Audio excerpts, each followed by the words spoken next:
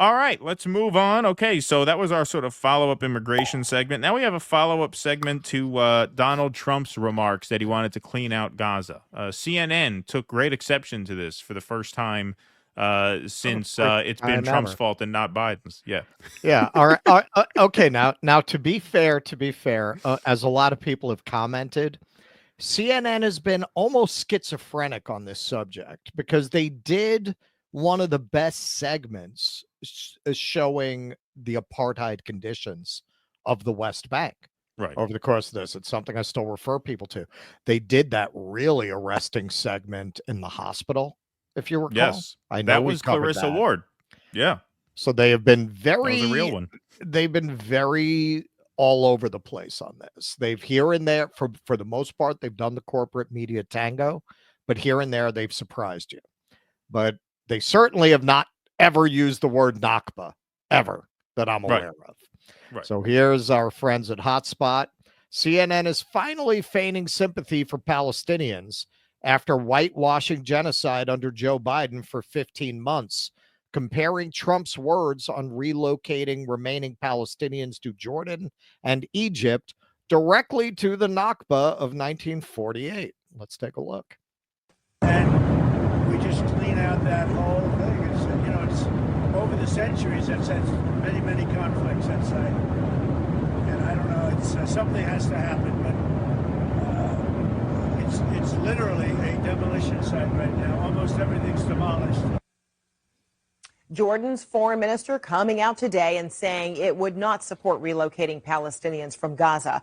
We're also seeing dramatic video of thousands of people trying to return to northern Gaza. Right now, Israel is holding up the return because of a dispute with Hamas over the return of a civilian Israeli hostage.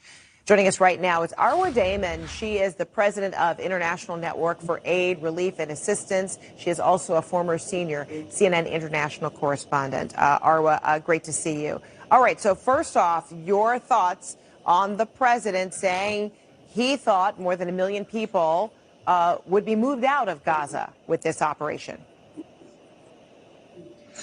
I mean, one really needs to understand just how terrifying this is for Palestinians to hear. I was chatting shortly there afterwards with a friend of mine, and she was saying, you know, you need to recognize that the only thing that people, especially in Gaza, have to hold on to right now is the land.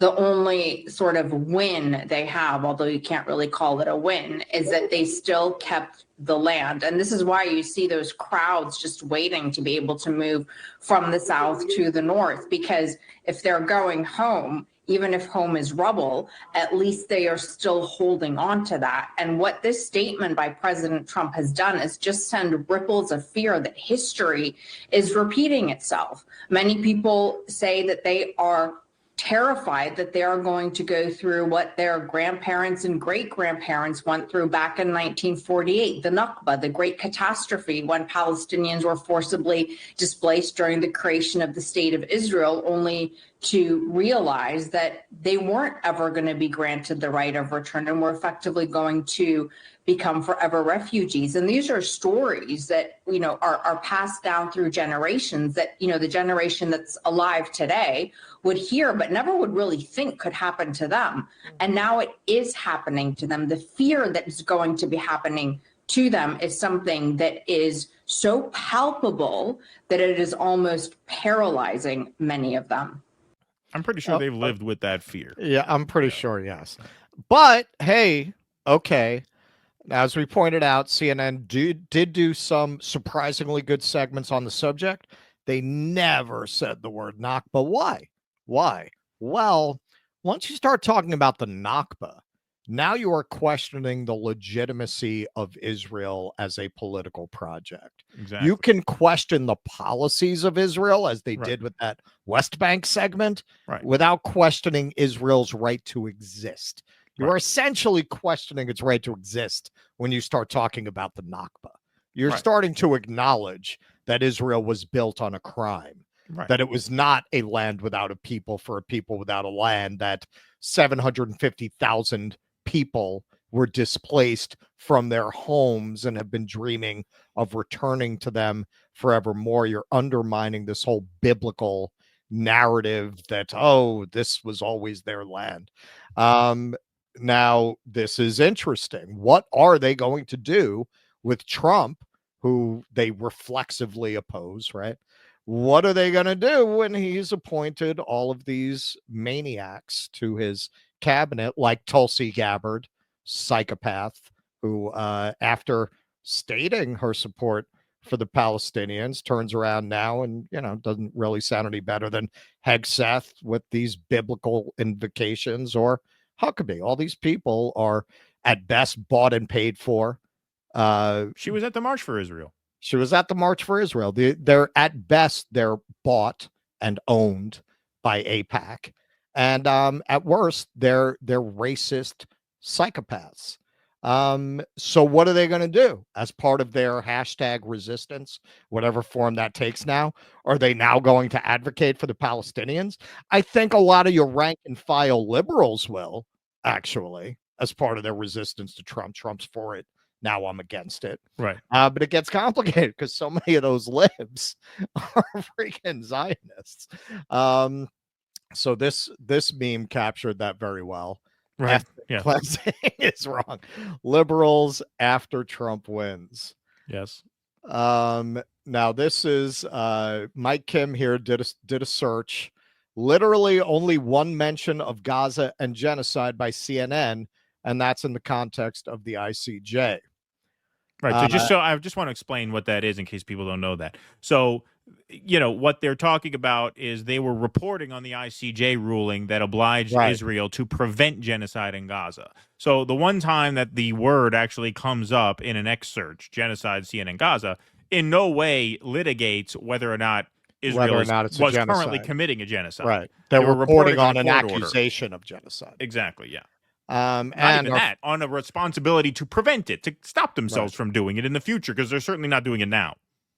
And our friend Nick, CNN now showing sympathy towards Palestinians now that Trump is president. They even compared Trump's policy to the Nakba, a term they never used under genocide Joe Biden.